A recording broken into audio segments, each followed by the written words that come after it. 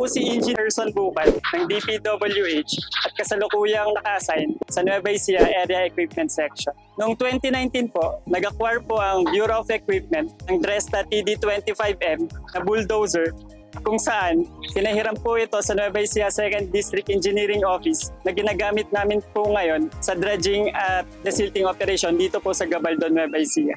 Yung performance po ng unit na nabanggit, madali niya pong nami-meet ang target volume po ng aming mga project. At base naman po sa maintenance, madali po namin itong nami-maintenance dahil na rin po sa tulong ng PM program at operations and maintenance manual na kasama po ng unit.